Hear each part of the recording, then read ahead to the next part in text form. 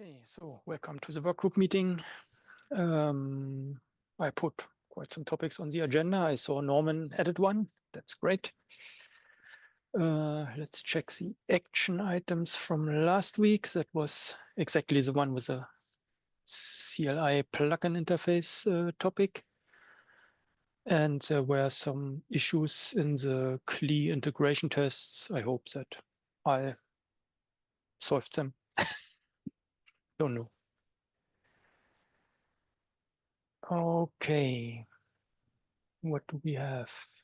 First thing is a movement of, I think, the Open Service Broker API repos from the Service Management Working Group into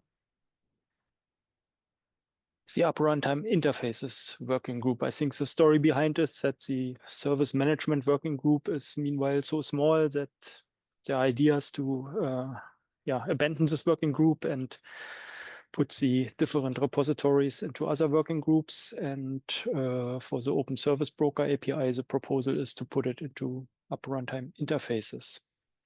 There is just one approver. That's sounds risky at least. But on the other hand, I mean, Open Service Broker API main consumer is Cloud Controller. So from that point of view, it may make sense.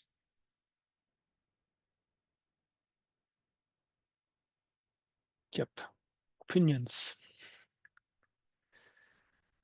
What do you think? Cloud Controller hasn't even implemented the latest version or latest couple of versions, right? So yep. Can't imagine there's going to be much work there.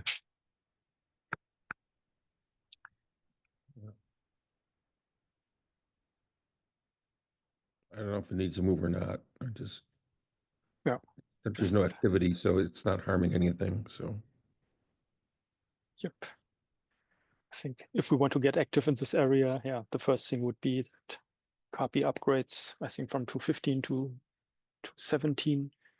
I know that on the SAP side, there is some interest in the functionality to have service binding credential rotation support that is supposed to be better supported in the latest Open Service Broker API version, but yeah, it needs a little bit of understanding what is in, and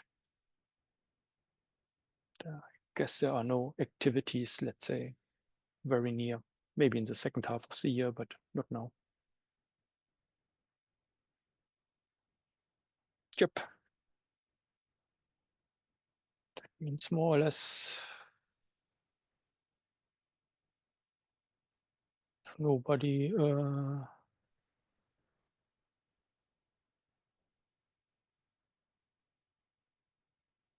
has anything against it, no arguments, and I would vote +1, and I guess in the next TOC meeting it will get merged.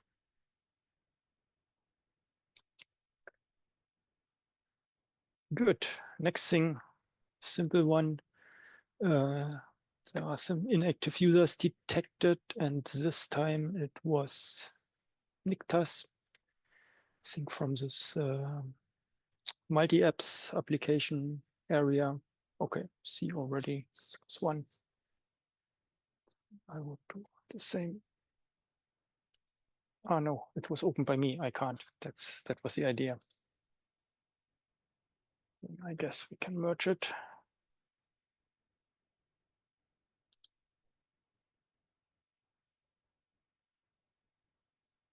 And the one will go away. Okay, so on the RFCs that are currently work in progress for this V2 end of life, we completed phase 1. There's now a CF deployment version out, I think version 48, which has V2 disabled by default. So far, nobody actually gave any feedback, which surprises me a little bit. Probably it's due because people don't update that fast. I have seen some downstream effects, like I think the runtime working group has had to update a bunch of their like test libraries because of it. Okay. But yeah, no, I haven't seen any production or like real non-test environment stuff. But yeah, that's probably because people haven't upgraded. Yeah, on our side, we have simply re-enabled it. Of course, we have updated already, but yeah, we knew what was coming, so that's clear. Okay, now the next, I think, project that is on the critical path is actually the CF Java client, because that doesn't work anymore with such CF deployments, because the first thing that the CF Java client does is a v2 info call, and that doesn't exist anymore in the default CF deployment. There's a PR open already since very long time. Maybe you can poke on the people of the CF Java client and so that this one could be merged and a new release built, and at least there's a way forward. Even if the v3 support is not yet 100%, it can, the CF Java client in a recent version can then be used at least on such landscapes. That would be really helpful. Yeah, we do have a new maintainer who's ramping up in that area, so I can chat with them. Yeah, we also discussed in the TOC whether we can have one additional maintainer from the SAP side, the one who actually filed this PR, if we would find a, let's say, accelerated path to approver, because he has no chance to get ever the 20 contributions if there's nothing merged or nothing going forward in the project. So that could also bring some more life into the project, which may help, because there are many PRs open with recent features and these 3 implementations that could help.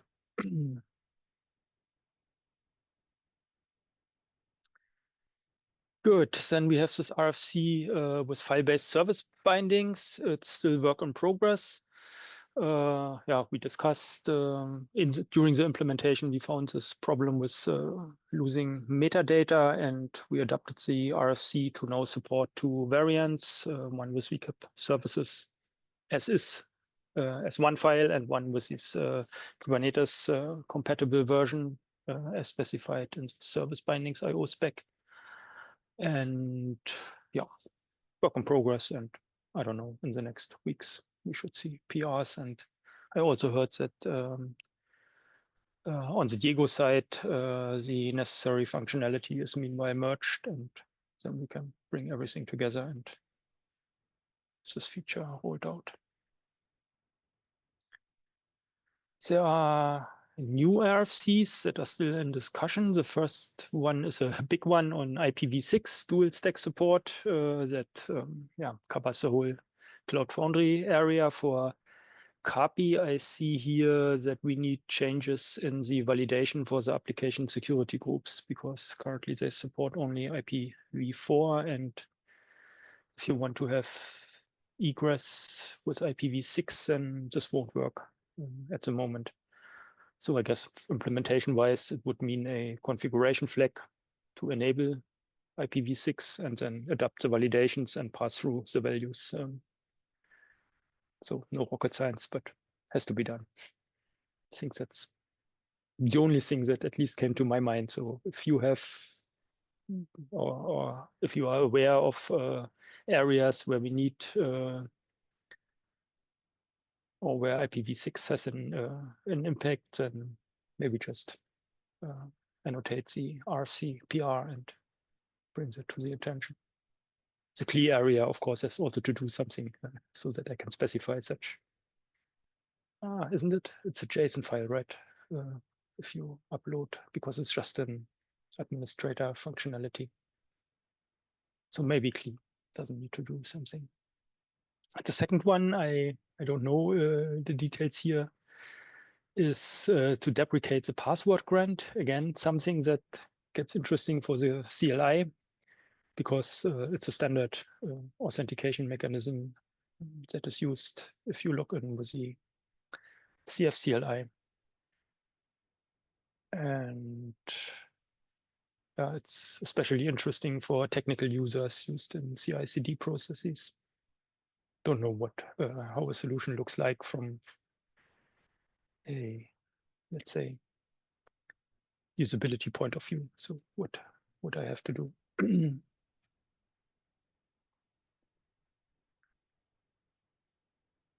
Good.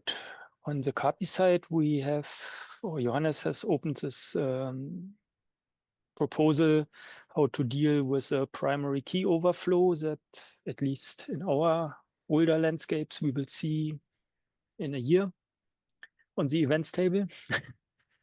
So we have to solve it in any case. There's a migration proposal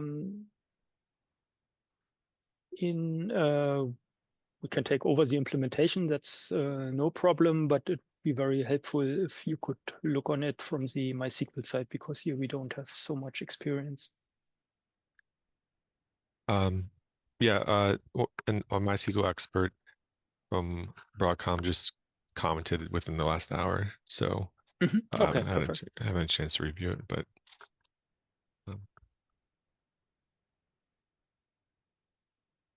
Yeah, I just quickly read over it. It's basically he suggests that like in MySQL usually do a full table copy, like you create a new table and then switch that over.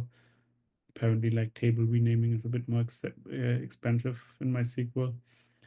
But I mean, we had migrations in the past where we had different implementations for Postgres and MySQL, so I don't see that as a big deal. I mean, it will be a bit more like, yeah, it's a slightly different approach, but yeah, should also work. But I've just quickly read it, and we would need to dig a bit deeper on that topic.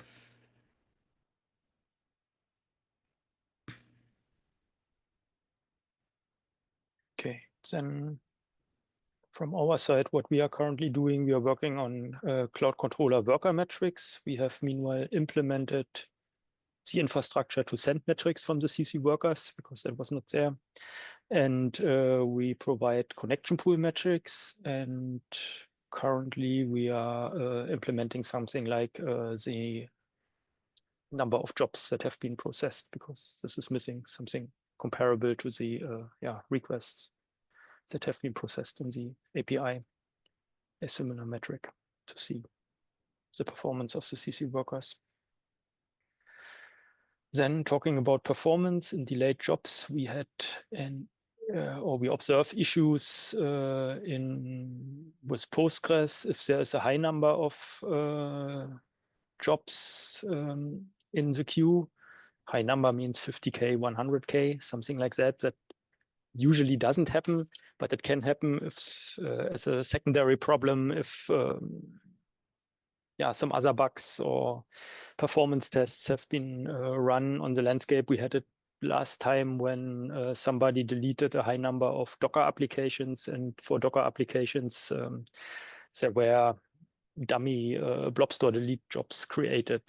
That's nonsense, and that has been fixed. But as a consequence, we had an outage on this landscape because the job processing was completely stalled.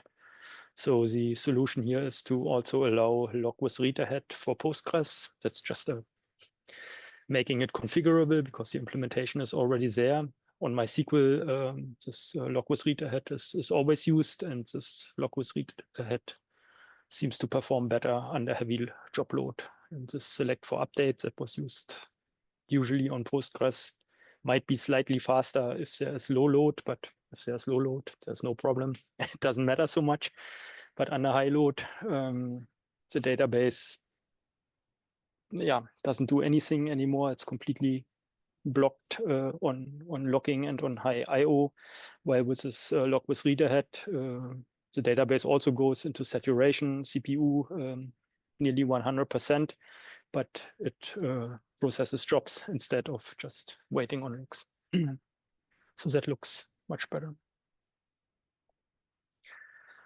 The next thing is we also continue to work on these dynamic job priorities that we have introduced quite some time ago. Again, a situation where we have a very high number of jobs in running, and if certain users have or use the background job processing, let's say, over the fair share, then we reduce the priorities of the jobs of these users. So the more jobs you have on your user in the queue, the lower you get, or the lower the priority of your jobs. and you have to wait longer.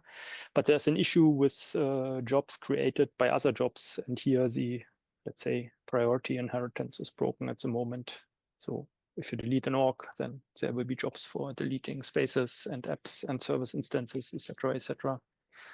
And we are working to clean that up so that jobs created by other jobs cannot have a higher priority than the root job. Then I think Philip started on the Rails 8 update, which turns out to become a bit more complex because there were changes that affect the serialization format, again, of delayed jobs. And we need here to modify, I don't know which class, I don't remember.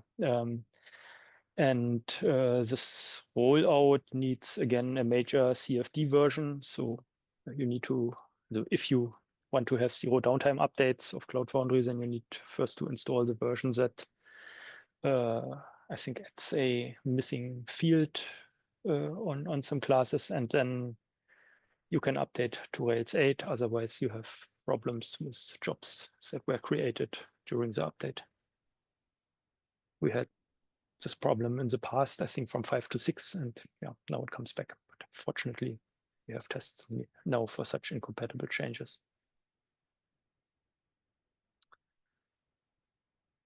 Okay, then we have canary steps, I see. Yeah, Sam and I completed that PR last week, and I think we're going to try to merge it this week. So these are progressive deployments for Canary, the Canary strategy. So if everyone would like to review it, this week would be great. Otherwise, we'll probably merge it. Yeah, sure. Yeah. So then the CLI changes will come shortly afterwards. Yep. And finally, the topic CFCLI plugin infrastructure from Norman.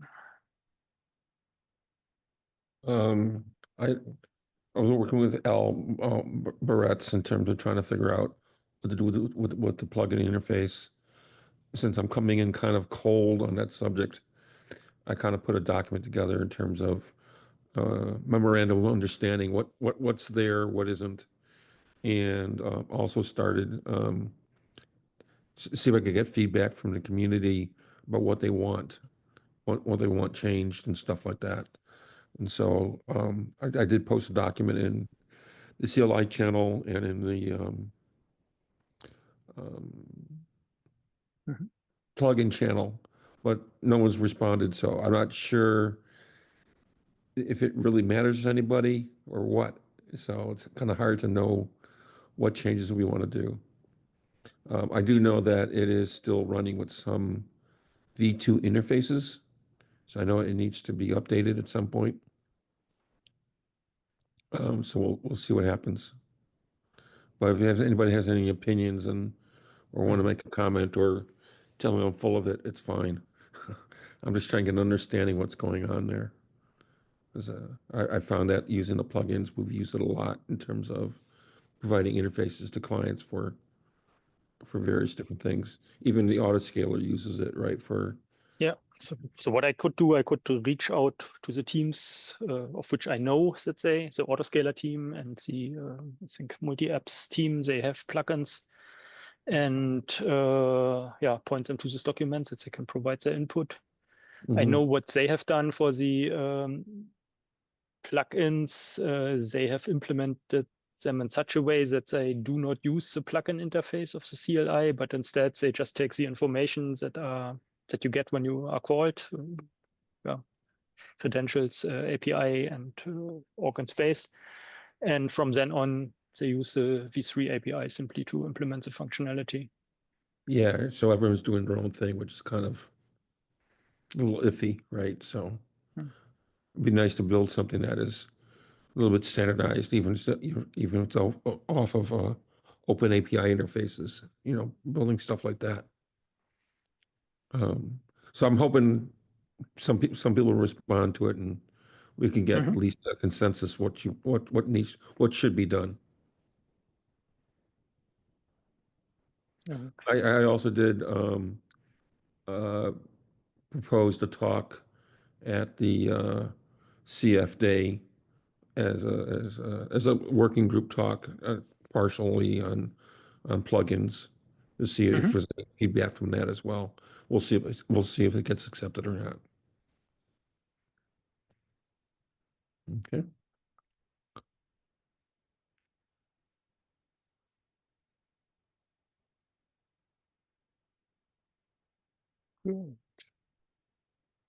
Anybody have any comments on this, or just it's just kind of one of those areas it's cold? Definitely cold. My guess is that a lot of plugin authors are absent at this point. So they're either totally gone or they're not paying attention. So I suspect a lot of the plugins that are in broad use continue to function just on inertia, Right. at least in the public repository. I only just joined, so I might have missed some things, but I did some like analysis like 6 months ago on what APIs the plugin, like all the popular plugins call, like in the plugin interface, and if they use like CF curl and if they use V2 or V3. So I can share that. I don't know how you want that, but I think that was in this document around like what calls plugins are currently making. So we have a little bit of information about that. Okay, Unfortunately, it's lots of CF curl, which is the answer I didn't really want, because that's the thing that is a little difficult. Lots of CF curl to V2. So it's not great answers, unfortunately.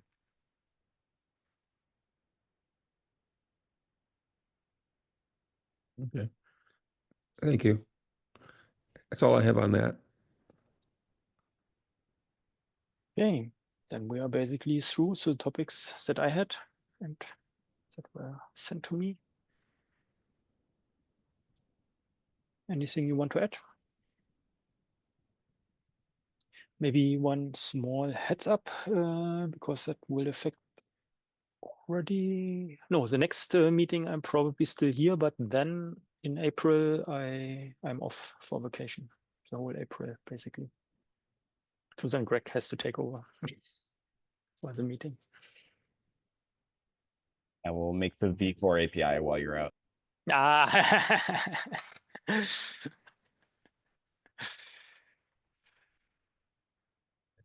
Okay, yeah, then thanks a lot and have a nice day.